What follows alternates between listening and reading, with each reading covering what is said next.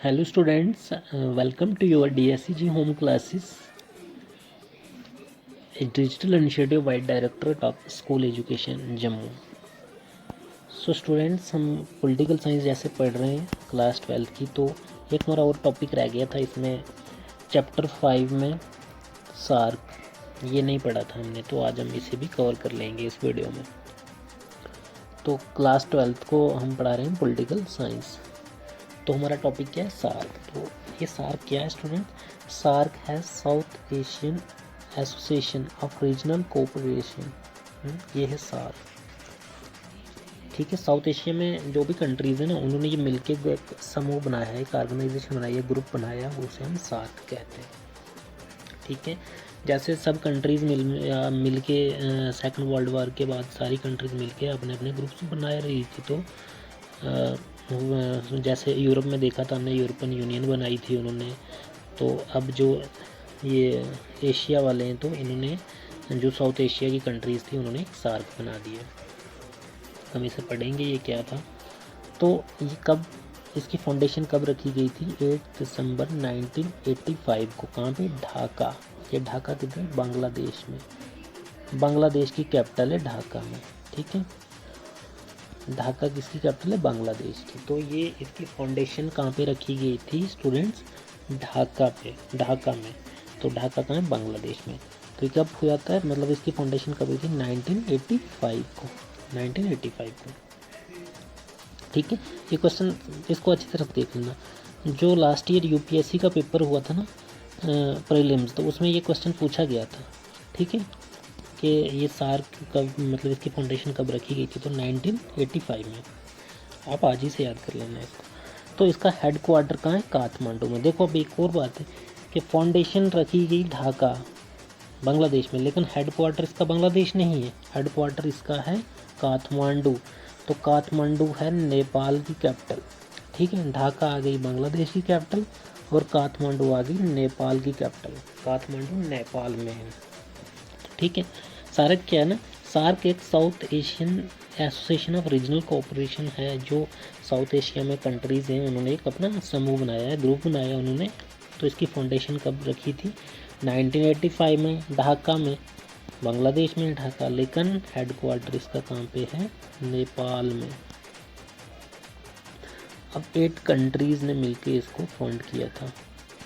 इसकी foundation 8 countries ने रखी है। और साउथ एशिया में भी कितनी? 80 कंट्रीज़ हैं। साउथ एशिया में कितनी कंट्रीज़ हैं? 8 कंट्री। और इन 8 कंट्रीज़ ने इसको मिल के बनाया था। कौन कौन सी हैं? मालदीव्स है, बांग्लादेश, भूटान, श्रीलंका, पाकिस्तान, अफ़गानिस्तान, इंडिया एंड नेपाल। ठीक है, 1 2 3 4 5 6 7 8, ये आ गया आपका सार्क की 8 कंट्री। अब इसका ऑब्जेक्टिव क्या था, इसका उद्देश्य क्या था? क्यों इसको बनाया था सार्क को? तो बनाने के पीछे क्या कारण थे? तो इसका ऑब्जेक्टिव था क्या? प्रमोट करना था वेलफेयर ऑफ द पीपल। जो भी लोग थे ना वहाँ के, कहाँ के? साउथ एशिया के, उनकी वेलफेयर को प्रमोट करना था। ठीक है, एक बात। दूसरा, एक्सेलरेट करना था, इकोनॉमिक ग्रोथ को बढ़ाना था, सोशल प्रोग्रेस को बढ़ाना था, और कल्चरल डेवलपमेंट को भी क्या करना था? एक्सेलरेट करना था। कहाँ पे करना था? साउथ एशिया में। कहाँ पे? South Asia. ठीक है, क्या करना था? एक तो promote the welfare of the people, एक, और दूसरा एक्सेलरेट करना था इकोनॉमिक ग्रोथ, सोशल प्रोग्रेस और कल्चरल डेवलपमेंट को। कहाँ पे करना था? ये साउथ एशिया में। ठीक है, तो समझ आ रहा है ना सार्क क्या है? जैसे सेकंड वर्ल्ड वॉर के बाद बहुत सारे ऑर्गेनाइजेशन बन रहे थे ना, तो बिम्स्टेक बना था, ब्रिक्स बना था, यूरोपियन यूनियन बना था, तो और बहुत सारे बन रहे थे। तो सार्क भी वैसे ही बना था 1985 में। सो स्टूडेंट्स, अब नेक्स्ट देखते हैं। अब इसके प्रिंसिपल्स, अब सिद्धांत क्या थे इसके, प्रिंसिपल्स क्या थे इसके? तो principle of sovereign equality, territorial integrity था, और non interference in the internal affair था। ठीक है, मतलब कोई भी इंटरफेयर नहीं करेगा। दूसरी स्टेट्स अगर कोई इंटरनल अफेयर चल रहा है ना, तो दूसरी स्टेट इनमें इंटरफेयर नहीं कर सकती है। अब यहाँ पे क्या था, इक्वलिटी, समप्रभुता जो भी है वो अब इक्वल रहेगी। वहाँ पे भी कोई इंटरफेयर नहीं करेगा। टेरिटोरियल इंटीग्रिटी रहेगी, अपनी अखंडता जो भी है उनकी वो रहेगी। तो ये इसका उद्देश्य था। अब दूसरा क्या है, decision taken on the basis of unanimity. जो भी डिसीजन लिए जाएंगे ना, वो सबकी सहमति से लिए जाएंगे। अगर कोई उन्हें डिसीजन लेना है इस सार्क में, या कोई बिल पास करना है इन्होंने, तो ये जब तक 8 कंट्रीज सहमत नहीं होगी तब तक नहीं होगा। मतलब सबकी सहमति से होगा। तो यूनानिमिटी का मतलब क्या होता है, सबकी सहमति से, मतलब जहाँ सब एग्री हो जाए, तो वही डिसीजन लिया जाएगा जहाँ सारे के सारे एग्री होंगे। तो ये इसके उद्देश्य थे। तो थर्ड था, सार्क कोई पॉलिटिकल ऑर्गेनाइजेशन नहीं थी। मतलब ये कोई पॉलिटिकल ऑर्गेनाइजेशन नहीं थी।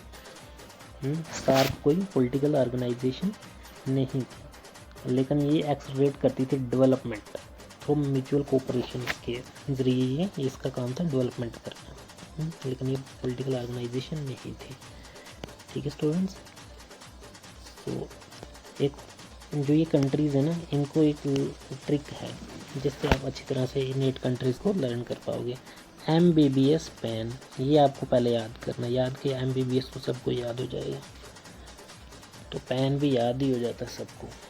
ठीक है, तो MBBS पैन, तो ये आपने यहाँ से लिख लिया। MBBS pan Maldives, Bangladesh, Bhutan, Sri Lanka, Pakistan, Afghanistan, India और नेपाल।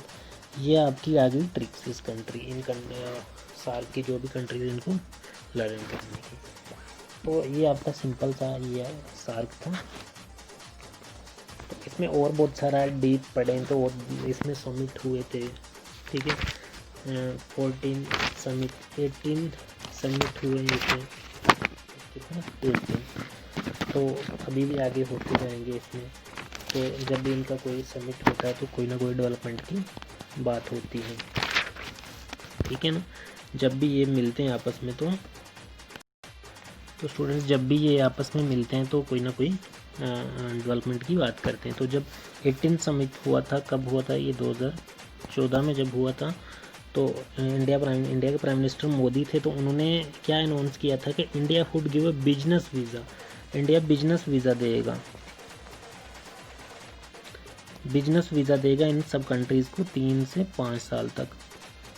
मतलब ये अब बिजनेस वीज़ा पे बाहर की कंट्रीज़ यहाँ पे आ सकती थी, सार्क की कंट्रीज इंडिया। मतलब कुछ जब भी इनका समिट होता था कुछ ना कुछ बात चलती थी उसमें डेवलपमेंट की।